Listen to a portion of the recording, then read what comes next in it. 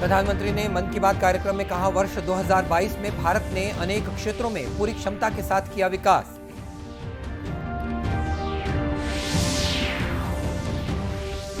पूर्व प्रधानमंत्री अटल बिहारी वाजपेयी की जयंती को देश आज सुशासन दिवस के रूप में मना रहा है।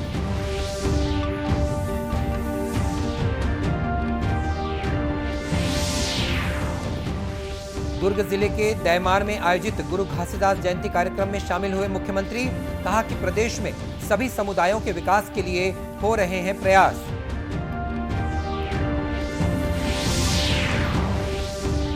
और दुनिया भर में उल्लास के साथ मनाया जा रहा है प्रभु यीशु के जन्मदिन का त्योहार क्रिसमस।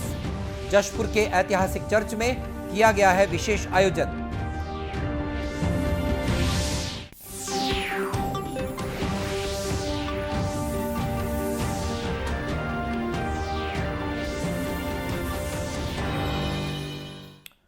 नमस्कार, आप देख रहे हैं दूरदर्शन समाचार। मैं हूं मनीष अहलुवालिया और अब समाचार विस्तार से। प्रधानमंत्री नरेंद्र मोदी ने कहा है कि भारत ने वर्ष 2022 में अनेक क्षेत्रों में पूरी क्षमता के साथ कार्य किया है।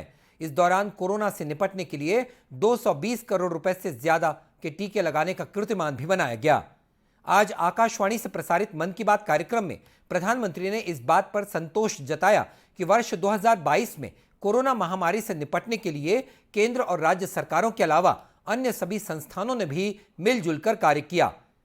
उन्होंने कहा कि यह पूरी दुनिया के लिए एक मिसाल भी रही। श्री मोदी ने कहा कि इस वर्ष की कुछ बड़ी सफलताओं ने विश्व भर में भारत को विशेष स्थान दिलवाया। आज पूरे विश्व में भारत के लिए एक विशेष स्थान बनाया है।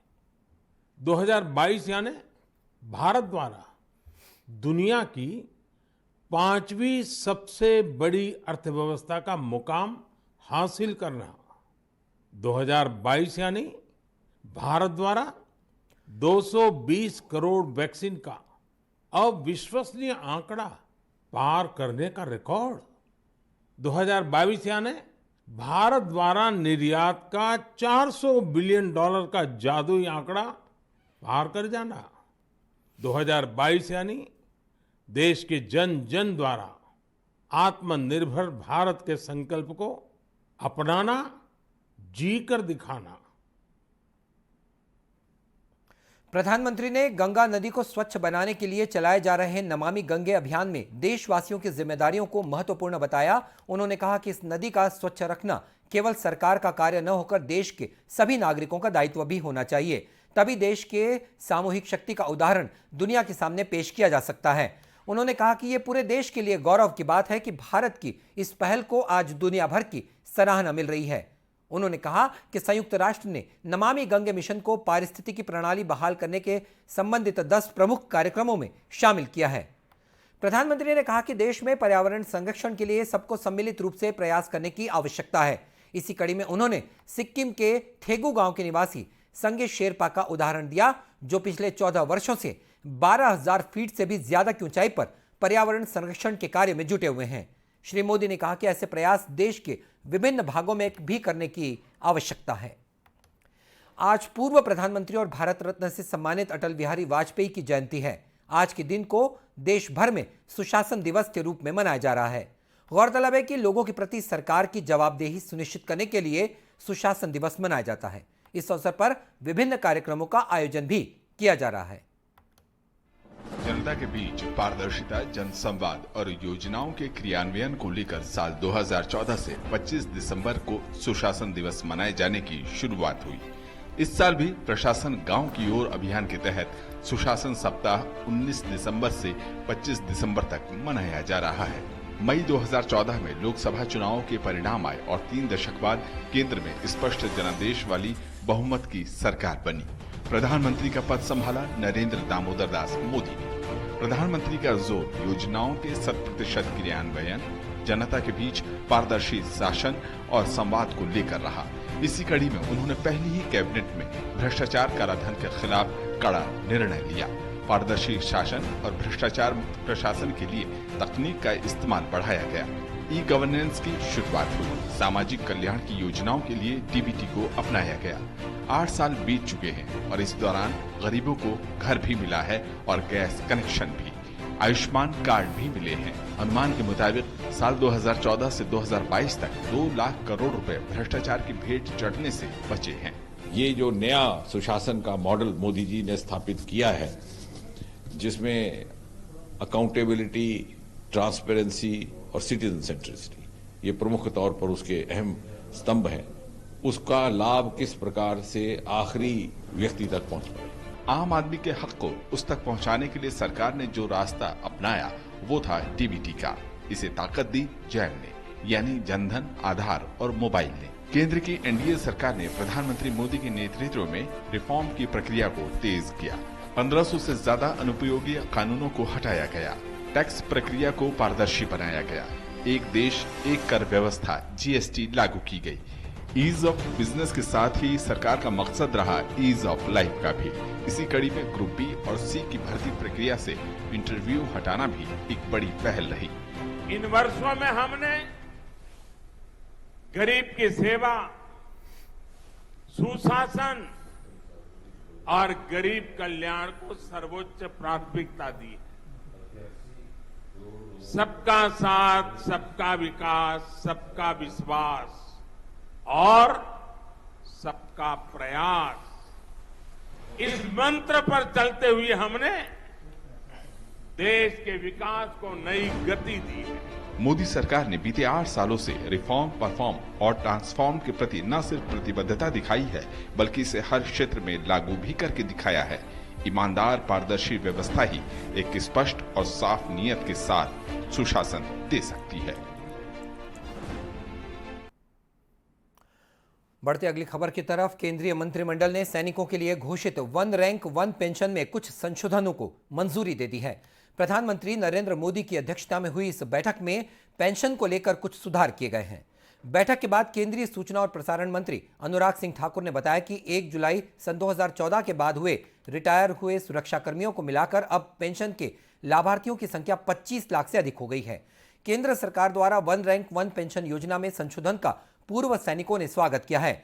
छत्तीसगढ़ में अखिल भारतीय पूर्व सैनिक सेवा परिषद के संगठन सचिव भुवनलाल देशमुख और दुर्ग जिला इकाई के अध्यक्ष अनिल देशमुख ने केंद्र सरकार को धन्यवाद देते हुए कहा कि इससे कम समय अवधि की सेवा करने वाले सैनिकों को भी पेंशन का लाभ मिल सकेगा। और 1 रैंक 1 पेंशन जो लागू हुआ है ये बहुत ही अच्छा हुआ है। 1 रैंक 1 पेंशन का मतलब ये होता था, जो हमारे पूर्व सैनिक जो पहले आ जाते थे उनका पेंशन बहुत ही कम था, और जो आज के युग में जो नए आते थे उनका ज़्यादा था। तो ये जब 1 रैंक 1 पेंशन किया है, उसमें हमारे जितना भी पुराने जो पूर्व सैनिक थे उनको बेनिफिट मिलेगा, और तकरीबन 25 लाख 13,000 जो हमारे पूर्व सैनिक जो है उनको पूरा लाभ मिलेगा ही। बहुत ही फायदेमंद मानता हूं और बहुत बहुत धन्यवाद करता हूं मोदी सरकार को कि पूर्व सैनिक के हित में जो इतना अच्छा कार्य किया है, और विधवाओं और जितने भी विंडोज फैमिली हमारे पूर्व सैनिक और विंडोज फैमिली, उसके लिए बहुत ही सराहनीय कदम है। सैनिकों के पेंशन में संशोधन के अलावा केंद्रीय मंत्रिमंडल ने एक अन्य महत्वपूर्ण फैसले के तहत देश के करीब 81 करोड़ 30 लाख गरीब परिवारों को मुफ्त अनाज देने की समय सीमा दिसंबर सन 2023 तक बढ़ा दी है। और अब लेते हैं एक छोटा सा विराम।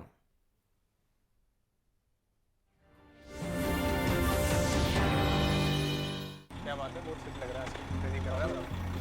3 महीने में पैसे डबल? वाह, फास्ट और हाई रिटर्न्स भी। क्या स्कीम है? कल तो नहीं थी यहाँ। और कल होगा भी नहीं। तूने कभी 5 ओवर में डबल सेंचुरी मारी है? ऐसे स्कीम के बहकावे में आके हम धोखा खा सकते हैं। और आरबीआई कहता है अपना पैसा सुरक्षित रखो और समझदारी से निवेश करो। अगर ज्यादा रिटर्न के पीछे भागोगे तो रिस्क भी उतना ही उठाओगे। और फास्ट रिटर्न से बच के। और फास्ट बॉलिंग से भी। आरबीआई कहता है जानकार बनिए, सतर्क रहिए।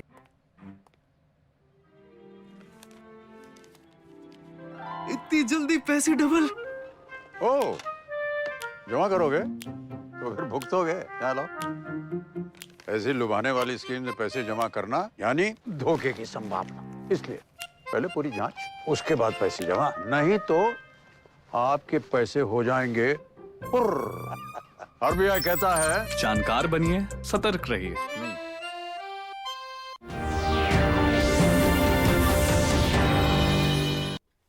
और ब्रेक के बाद एक बार फिर स्वागत है आपका दूरदर्शन समाचार में। मुख्यमंत्री भूपेश बघेल ने कहा है कि छत्तीसगढ़ में हमेशा से ही सामाजिक सद्भाव रहा है। उन्होंने कहा कि संत कबीर की परंपरा को आगे बढ़ाने वाले बाबा गुरु घासीदास ने सभी मनुष्यों को एक समान बताकर पूरी दुनिया को भाईचारे का संदेश दिया। दुर्ग जिले के दैमार गांव में गुरु घासीदास जयंती कार्यक्रम को संबोधित करते हुए मुख्यमंत्री ने कहा कि उनकी सरकार प्रदेश के संत महात्माओं के बताए हुए मार्ग पर चलते हुए सभी समुदायों के विकास का कार्य कर रही है। मुख्यमंत्री ने कहा कि प्रदेश में कृषि, शिक्षा, रोजगार और स्वास्थ्य सहित सभी क्षेत्रों में विकास के अनेक कार्य किए जा रहे हैं। उन्होंने कहा कि राज्य निर्माण के बाद छत्तीसगढ़ में विकास की नई ऊंचाई को स्पर्श किया गया। यही वजह है कि आज देश के तेजी से विकास करने वाले राज्यों में छत्तीसगढ़ का नाम प्रमुखता से लिया जाता है। उन्होंने कहा कि शिक्षा के क्षेत्र में राज्य ने विशेष पहचान बनाई है। यहां नए चिकित्सा महाविद्यालय विभिन्न जिलों में खोले जा रहे हैं और इसी तरह स्वामी आत्मानंद स्कूल की श्रृंखला भी पूरे प्रदेश में शुरू की गई है।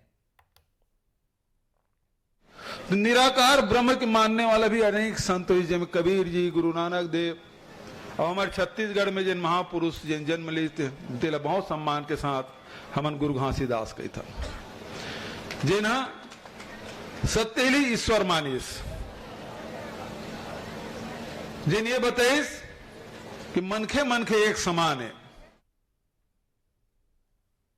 मुख्यमंत्री ने कहा कि गुरु घासीदास ने भी मनुष्य के विकास के लिए सामाजिक कुरीतियों को दूर करने की बात कही थी और आज उनके सिद्धांतों को हम नए सिरे से आत्मसात करने की आवश्यकता में लगे हैं। कार्यक्रम में प्रदेश के पूर्व विधायक प्रदीप चौबे सहित स्थानीय जनप्रतिनिधि भी उपस्थित थे।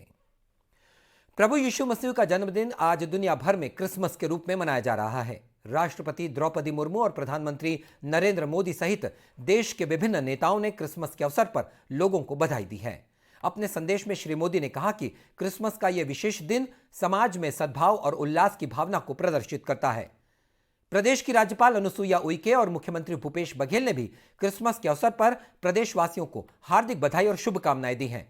राजधानी रायपुर के बैरन बाजार स्थित सेंट जोसेफ चर्च सहित अन्य गिरजाघरों में आज सुबह से ही प्रार्थना सभाओं का आयोजन किया गया। उधर भिलाई में भी आज क्रिसमस का पर्व उल्लास के साथ मनाया जा रहा है। इस दौरान विभिन्न समाज के लोगों ने गिरजाघर पहुंचकर मसीही समाज के लोगों को त्योहार की बधाई भी दी। चर्च समितियों द्वारा गिरजाघरों को आकर्षक ढंग से सजाया गया है।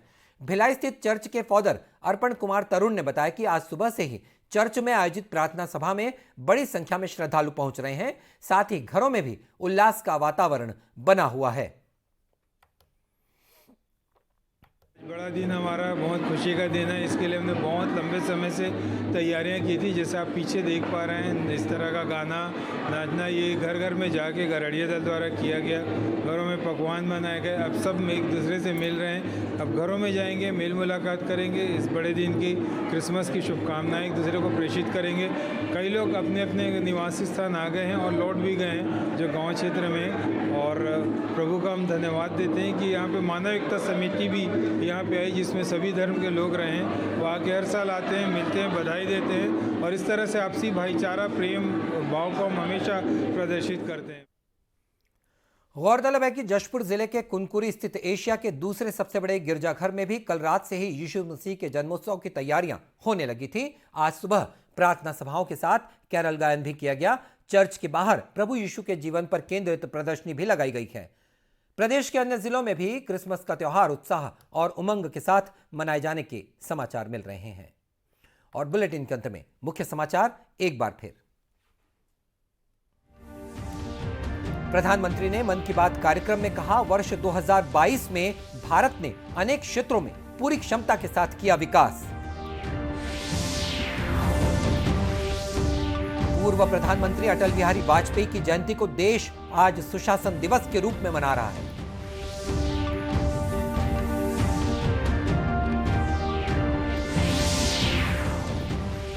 दुर्ग जिले के दैमार में आयोजित गुरु घासीदास जयंती कार्यक्रम में शामिल हुए मुख्यमंत्री, कहा कि प्रदेश में सभी समुदायों के विकास के लिए हो रहे हैं प्रयास।